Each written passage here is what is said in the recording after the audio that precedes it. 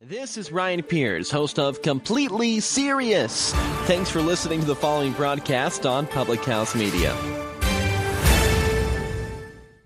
What's up, everybody? This is Christian Heimel, host of Press Row here on Public House Media. Thanks for listening to the following broadcast on Public House Media. Once you're done with this episode, I hope you'll come check out my show, Press Row, where we talk about the biggest issues in sports with the analysts, experts, and reporters who cover them. No nonsense, hard-hitting interviews on the sports topics you're talking about. A new show comes out every single Thursday. And don't forget to subscribe on iTunes so you never miss an episode of Press Row. Thanks again for checking out the following broadcast on Public House Media.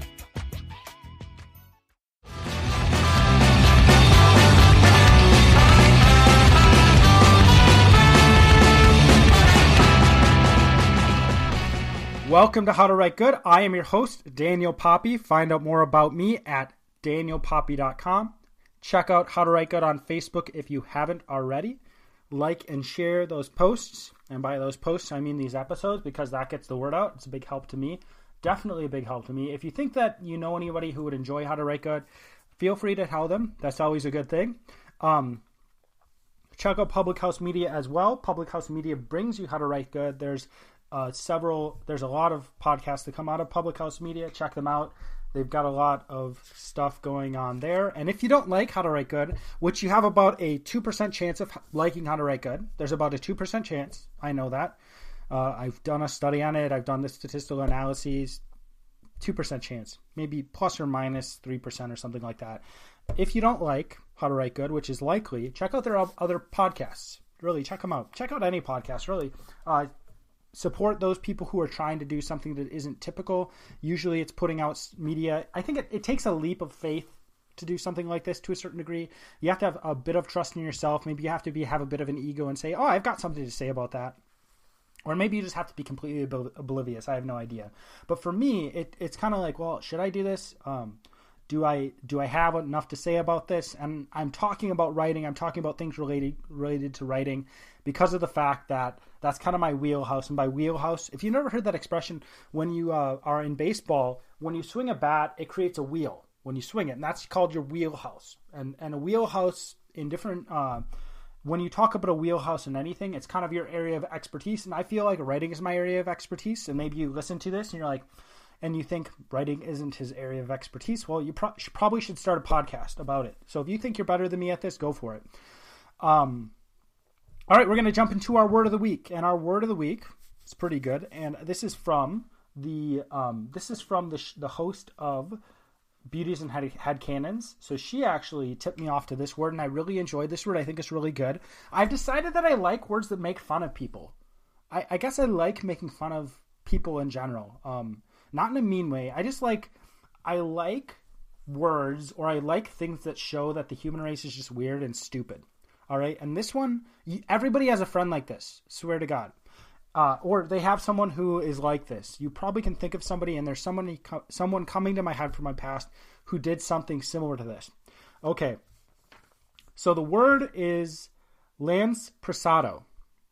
Lance Prasado. So Lance Prasado is someone who always conveniently shows up with no money. All right. And I've done this a few times. I'm like, I don't want to spend any money, so I'm not bringing money.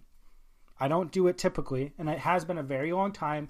And it typically was when I was in middle school or high school, like early high school. So usually it's like, I'm not going to spend any money. I'm not hungry. I'm not going to bring money if I'm not hungry. But Lance Prasado is someone who conveniently shows up with no money. And I think that if you thought of your friend group, you could always think of someone who doesn't show up with money.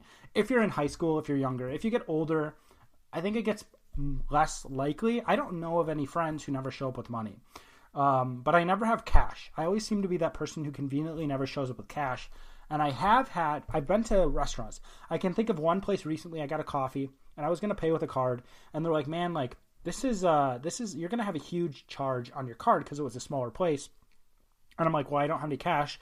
And someone paid for me for it was a coffee. It wasn't that expensive. Someone paid for my coffee. So I conveniently showed up without any cash. So I was, in a way, Lance Prasado. And I believe it probably comes from like a Spanish root word because of the O at the end. But I'm not sure. I didn't look into the etymology of the word.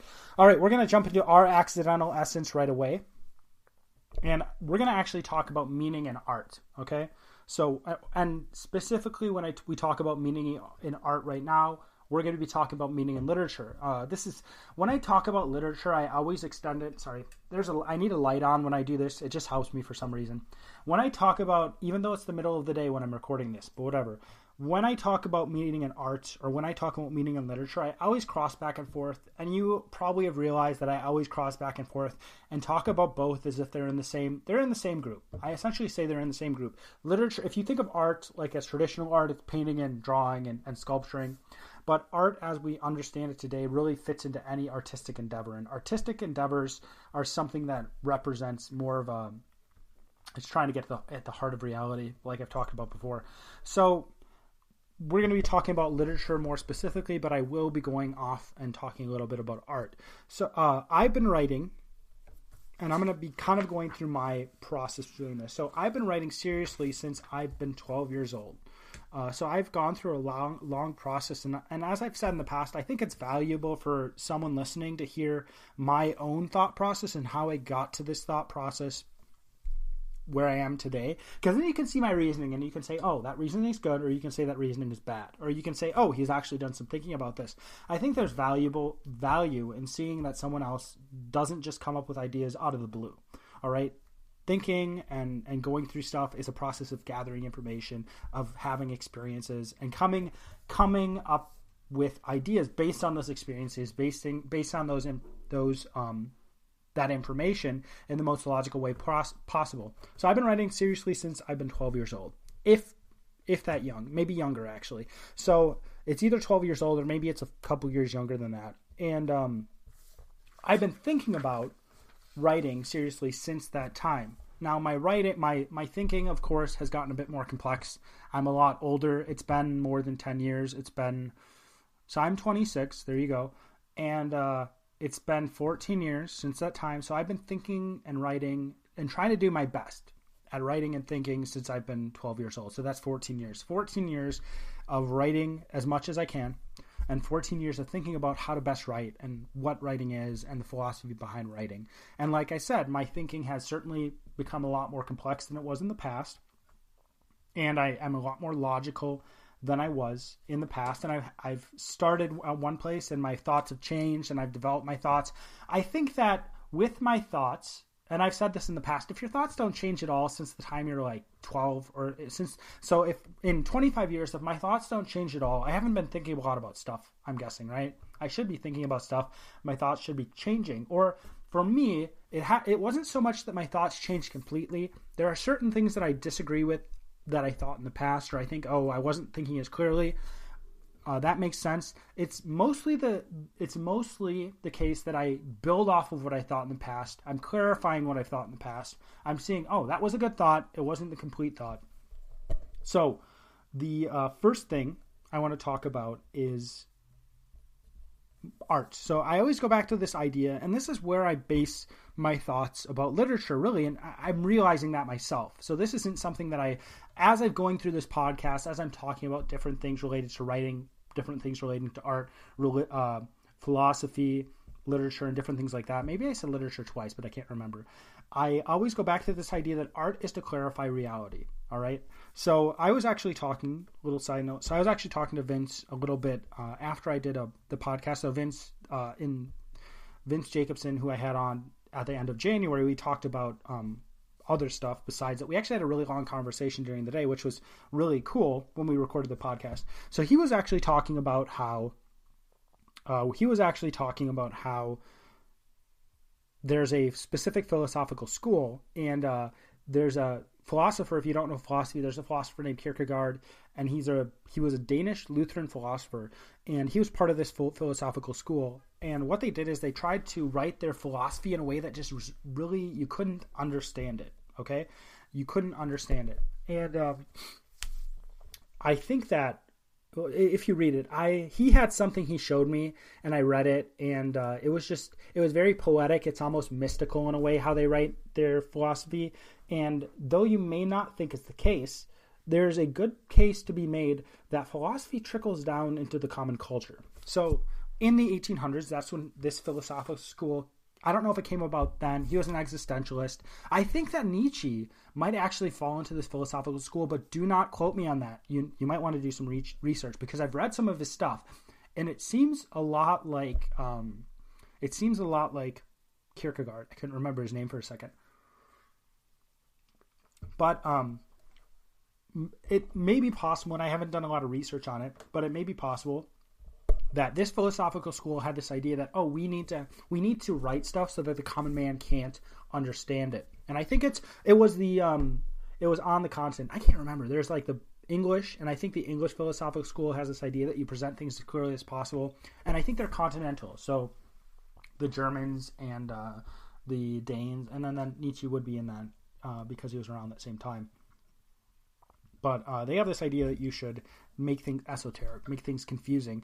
And I think it trickled down into how you view art. And I think that the artistic community, the elitists in art, have this idea that that regular people shouldn't be able to understand and appreciate art. It takes this keen, this different eye to understand and appreciate art.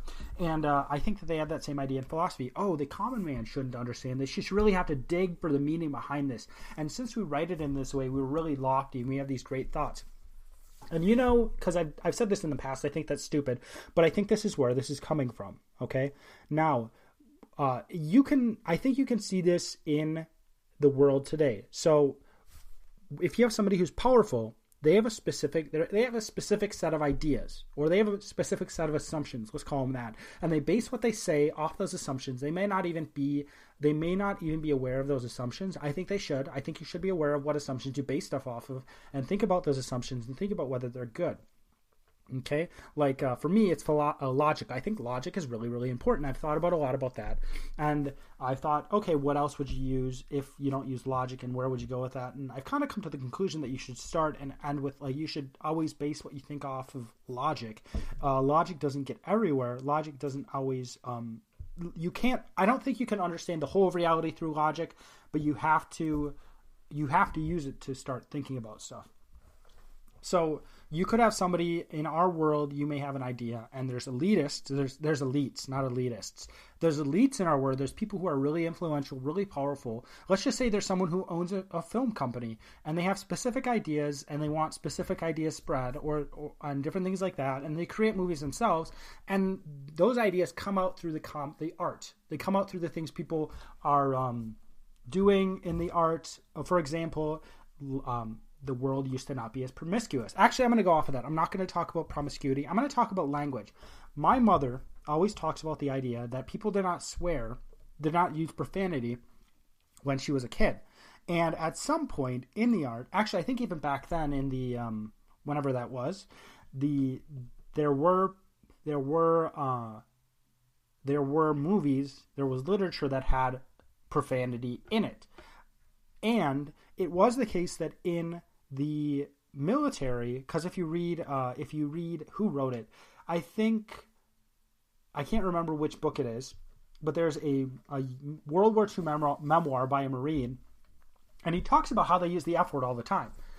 And in our world, it slowly started to creep into the culture because people started to think, and I think that the elites who put out a lot of music, who put out a lot of people who were able to put out a lot of art, people who were able to put out movies, started to have more and more in the movies, and people started to think, that's how culture is, so that we're going to reflect that culture, so we're going to do that as well. So swearing became commonplace in the regular world, to the point where people, when I was younger, I didn't hear people swearing a lot until I got to high school, but even now, I hear a lot of kids, I work with a lot of kids, and I hear kids who are like 11 years old who are swearing, and I'm just like, dude, do your parents swear around you?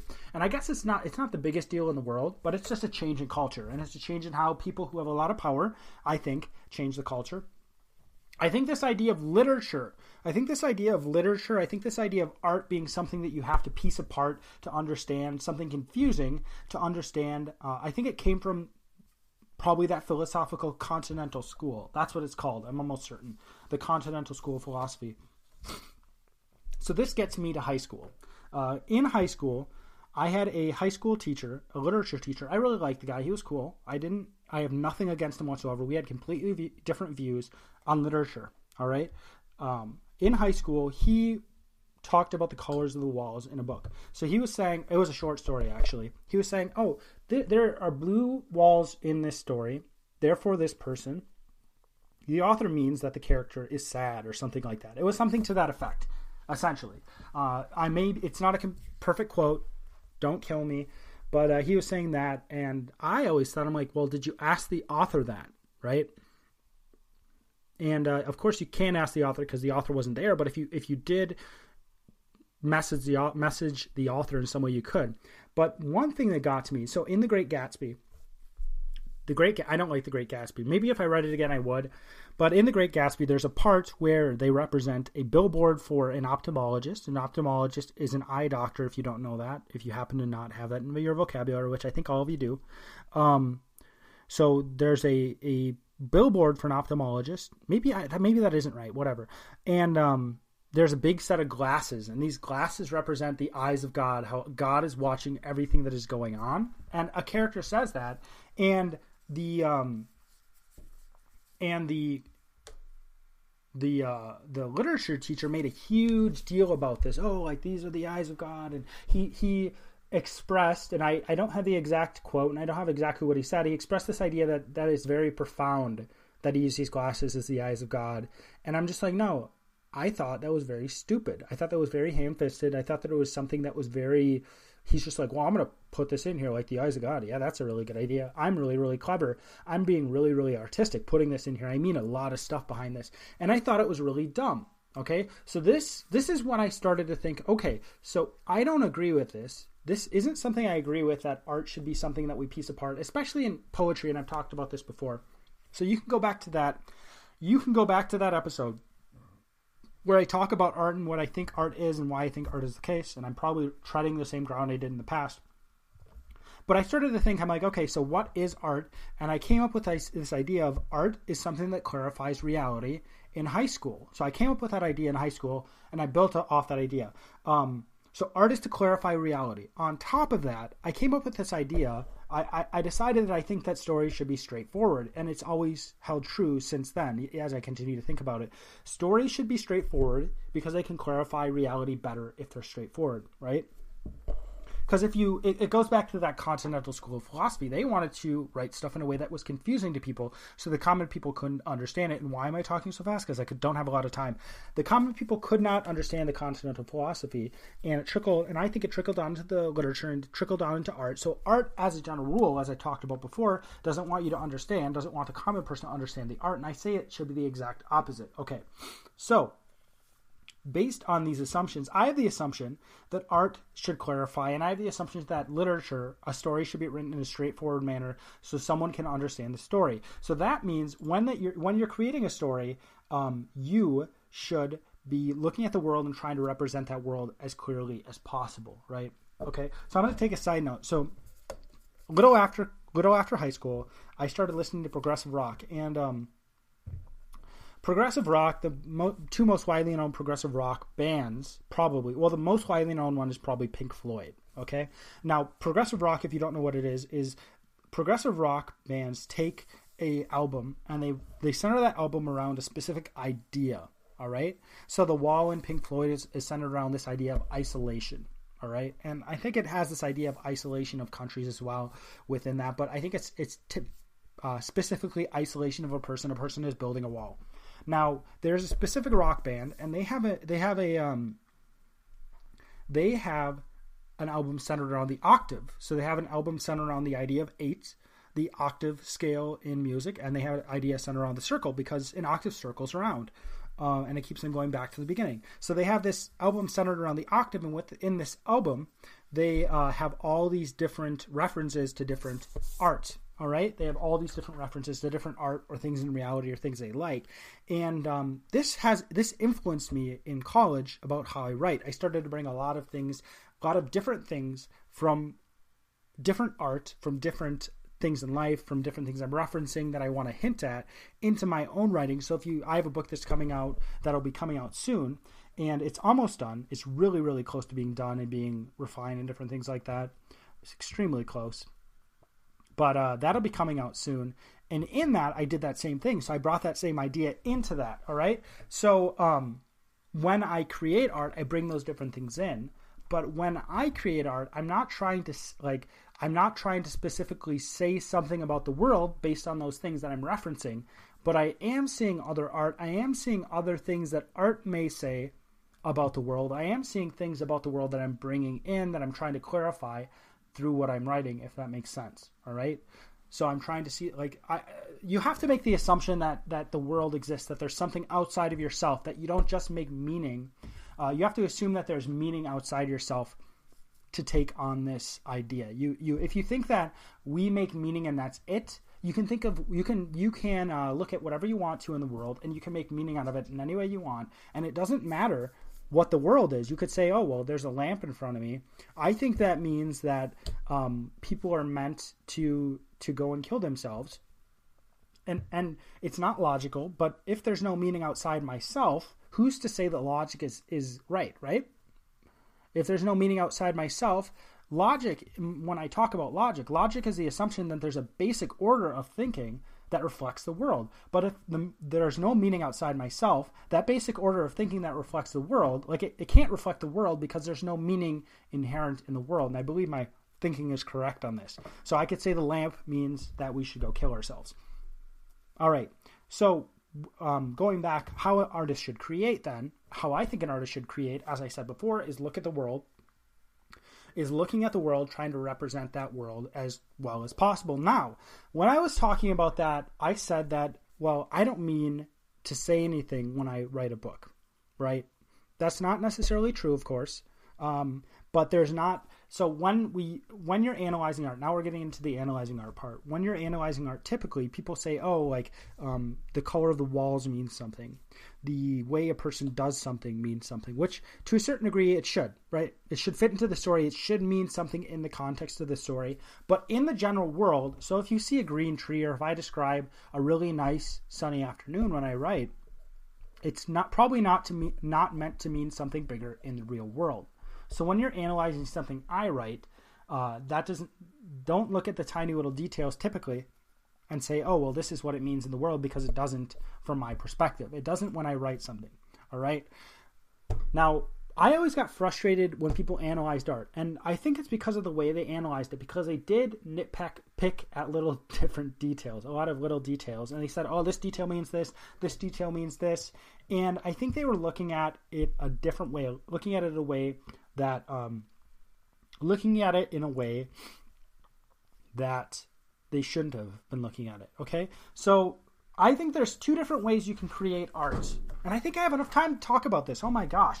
I think there's two different ways to create art. I think that the author works off of basic assumptions, and I think that the author works off of reality. All right? And maybe that's not the best label to give each of these, but those are the labels I'm working with right now. So basic assumptions. So if an author works off of basic assumptions, and maybe an author can't work off of anything but basic assumptions, but I think he can. And I say he because I'm male, and I'm actually talking about myself when I use the he. Because that's when somebody's writing and when they're talking about someone else in writing, that's the generic. They're actually talking about themselves. That's why I think I've said this before, but I think that if you're a female and you're writing and you're talking about the generic person, you should use she. And if you're male, you should use he. So I use he right here. So the basic assumptions, the author has basic assumptions about the world. They see through the world through the reality of those assumptions, and then they represent the world in a work. All right, does that make sense? They have basic assumptions. They have a lens of those assumptions, as I've talked about in the past, and then they see the world through that lens, and they represent it in their work. Now that lens might be truer, might be false, or might clarify the world, or might stop them from seeing the world more clearly.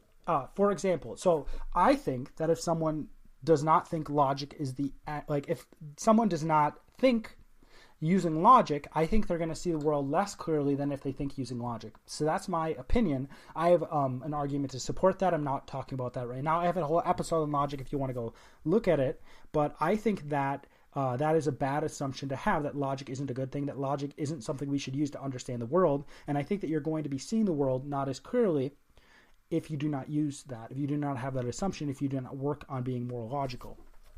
So that is one way that I think that an artist creates art. Okay, so how would you analyze that? Well, if you're analyzing basic assumptions of an artist, then you need to figure out what the basic assumptions are. So you need to look at the artwork. You need to look at the details. You're kind of a detective. You're trying to figure out what those basic assumptions are that the author is saying about the world. For example, if the author doesn't see sacrifice as something valuable or honorable, the author may present a situation in a story where sacrifice is presented, or it comes across as something dishonorable or stupid or dumb, or something not as honorable, but just something there.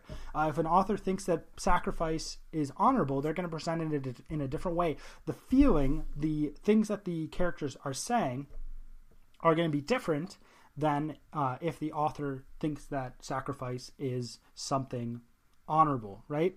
I think that these stories that work off of basic assumptions of authors aren't actually as complex as the other type, but I'll explain the other type soon. So that we do have to have a caveat here, a caveat. We do have to have a caveat here saying that an author may have basic assumptions and may say something completely different based off of those basic assumptions, because the author knows that not everybody in the world has his own basic assumptions. And I would add an aspect to this basic assumptions. So I'd say the author has basic assumptions, and the author is able to understand his own basic assumptions or other people's own basic assumptions. So the author is able to write from a different perspective than his own basic assumptions because he's able to understand those other basic assumptions. All right. So I think that is that author. Well, actually, maybe the other one isn't more complex. I think the author who is able to write from different basic assumptions is more complex than the other author. But the other author, I break up into two categories. So the stark reality. So this artist is creating something from what they see in reality. And I think I think this is what I did when I wrote my book. So what I did, the process that I worked with is that I looked at reality, I looked at all these things around me, and I'm like, okay, what am I trying to do? I'm going to take this piece, I'm going to take this piece, I'm going to take this piece, and there are all these different pieces. There's pieces from different artworks. Sorry about that, I'm getting away from my microphone. There's pieces about different artworks. There's pieces from things in culture I see. There's pieces of stuff happening in history, like stuff happening now, stuff that's happening in history. I'm bringing that all into my art, and I'm synthesizing that, and I'm trying to make it make sense in that world of the story. If it doesn't make sense, I have to go back. So the book I'm writing now, it's like the 5th year or something like that since I started writing it. And what happened with the book I'm writing now, and this does relate to what I'm talking about, what happened with the book I'm writing now is I wrote half of it. I'm like, this isn't right. I had to finish the book completely different. And then for the past 3 or 4 years, I've been going back to that book and trying to figure out what's supposed to go in the front of that book. So I'm feeling my way forward. I'm trying to figure out what is supposed to happen. What is the best way to represent this story in this book? And I finally been able to hit on that story and get it correct. So this person who writes a book and they just base it off of reality, it might not line up with their assumptions. Okay, they might create something that goes completely against their own worldview. The analogy I want to present to you is a scientist. So a scientist might be working from a specific paradigm. So paradigm is like the base, what do you call it? The base of something that a person is working off of. It's the foundation of the person's thought. The scientist may have a specific paradigm that he is working from. All right. And the scientist does a study. The scientist has a theory. The scientist is testing the theory. The scientist collects the data, and the scientist has the data there, and the scientist analyzes the data, and because of his paradigm, because of his lens he is looking through, he doesn't actually see what the data is saying. All right, the actual thing the data is saying is blinded. He is blinded from what the data is actually saying, and he can't understand it based on his paradigm, based on his basic assumptions, right? But he still is collecting this data. This data is still good. Now, someone else can look at that data, and if they are trying their best to look at it clearly, then they may see something completely different, right? And they may be wrong, or they may be right based on their assumptions, right? They may be wrong or they may be right about that data, but that data could be saying something completely different, or data, if you like data better. It might be saying something completely different than what that scientist presents. And that is why with data or data, you can pull different ideas from that. There's specific studies that someone could use to say things bad about specific types of people. Other people would say, no, that's not what the study is saying because of these things, right? All right, so that is like the person who writes through stark reality. They're bringing in different things about reality, and I think that this also makes a lot of sense because there's certain things we don't completely understand in the world, and you can still represent those things in the world.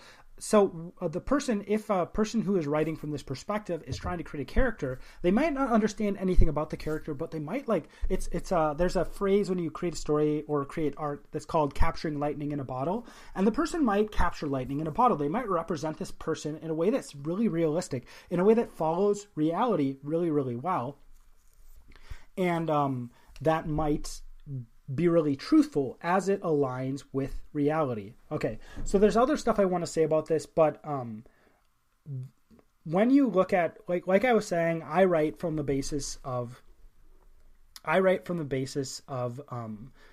what I bring in from the outside world. I write and I look at stuff and I try to synthesize it. Now, when you're analyzing stuff, I think that it's best to look at the author in the context the author is writing from, because if art is something that's meant to reflect reality, the person who is a good artist is looking at the world outside of them.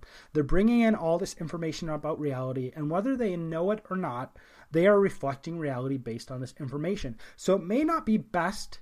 That's why I think that this type of art is more complex, because the person who starts with basic assumptions and writes about basic assumptions, all we're going to get off those basic assumptions is, oh, the author says this. Okay, what we get off of something that is just written, and it's distilling reality in the best way possible. It's distilling reality in a way that presents the essence of reality. What we're getting is this author's writing something. How does this reflect reality? Does this make sense within reality? How can this help us understand reality better? I think that does a better job. This type of writing does a better job than just saying, oh, the author says this, okay? That's why I think that this can be more complex, because the person who is writing it may, and I think is likely to realize that they don't understand reality well. So don't understand reality completely is what I meant to say. So when you're analyzing art, I really think that you should go from this perspective, that this person is creating something, that this person is putting something together that they don't necessarily understand completely, and how does this reflect reality? Okay, so that's kind of where I'm getting with this. Going back, I don't think it's very useful to say, well, there's a specific color a author presents in the book, and this color represents something. I think that's fairly stupid. And I don't think it's very complex. I don't think it's something that's very sophisticated in writing. I don't think it's something we should focus on. I think that we should really look at what the author doesn't try to say, what the author doesn't mean to say, what comes about because of what the author is writing, because of the author looking at reality as clearly as possible. And that's a little harder, right? I would say that's a bit harder. So connecting to this, we have our fallacy of the week. And if it's been a while since I've said this, I have a fallacy of the week because I think logic is very important. I said this in this episode already. I think logic is very important. And I think that if you are talking about something and you're saying, oh, like if you make an argument and you have a fallacy in it, there's an error in your thinking. All right. And it is our job to clearly present reality, clearly understand reality. I'm making an assumption that reality does exist and there's meaning inherent in reality. The discussion I have with Vince is that there is meaning inherent in reality to a certain degree as well, if you go back to that and re-listen to that. But that's why I have a fallacy of the week, because I want people to understand things better. I want people to understand reality better. And we are working on, we are going to talk about argumentum ad baculum, and that means appeal to force or threat. and what this fallacy is an appeal made through coercion. All right, and I just want to say something about coercion quickly. I have no idea who I was talking about with this, but someone I was talking about, because I personally don't think they were thinking clearly. Someone I was talking about was saying, oh yeah, like if you convince somebody of something, that's essentially coercion. And no, it isn't at all. It is not coercion if you just convince someone of something. Now, coercion, think of it as pressuring. If you pressure someone to think some way, that is coercion. This doesn't mean that they have faulty thinking. So if I say, oh, like I think this, and I present my argument, and my argument is full of fallacies, and a person is and a person is agreeing with me because they really don't have good logic themselves, that is not coercion. They're not pressured into thinking that way. They are of their free will. They're thinking of that. For example, when I have conversations with my friend Vince, we talk back and forth and we disagree with each other often. I think it happens more often than when I talk with anybody else. He always says, like, I always make a statement and he always brings up a counter argument to that statement almost every single time we talk.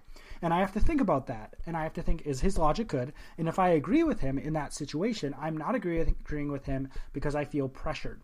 Okay? Coercion is, the best way to understand it is someone is being pressured into thinking a specific way. In argumentum ad baculum, or appeal to force or appeal to threat, the person is forced to think in a specific way because they are being threatened, or they're being threatened to think in that way. A person is holding something over their head to make them think in that specific way. If someone, there's coercion, and then there is, if you are convincing someone of something using logic, using reason, and they accept it willingly, they're like, yeah, that is true. I see the logic in that. That makes a lot of sense. I'm going to think about that more, and I'll make up my decision about that. They're using their will. They're not feeling pressured into thinking in that way. My dad often quotes, I think it's Benjamin Franklin. Benjamin Franklin, I'm going to leave you with this today. Benjamin Franklin has this quote, and it's really simple, and it's all it is a man convinced against his will is of the same opinion still. All right. And the person who is coerced is essentially someone convinced against his will. You're taking the person's will out of the equation. You are convincing someone without their will involved. And if someone is unwillingly taking your side in something because of something you're doing or something you're saying, that is coercion. If someone is willingly taking your side because of something that is being said, because of the argument presented, because they are changing their mind of their free will, that is not. That is called persuasion, if you're convincing them. All right, so that's where I'm going to leave it. So just because you're convincing someone of something else does not mean you're coercing them. Got it. All right, so that's all I've got for you this week. I hope it was valuable. There's a lot of stuff I wanted to say this week. This is a really thick subject. Analyzing art. I didn't realize it was going to take so long. I'm almost up to 40 minutes here. I hope that it was valuable. I hope that at least there was something in it that you could glean. These are my thoughts. As always, I just try to present as clearly as possible what I'm thinking. I'm not trying to hoodwink anyone. I'm not trying to coerce anyone into thinking of what I'm thinking. I want you to see what I'm saying. I don't want you to feel obligated to think the same way I do. I just want you to roll it around in your head. I want you to, I try to understand different perspectives, and I hope that everybody does as well. I think it's a really important thing for talking to other people, is understanding different perspectives and taking on different perspectives and not just calling them names or imputing motives to them. All right, that's all I've got for you this week. I am Daniel Poppie, and this is How to Write Good.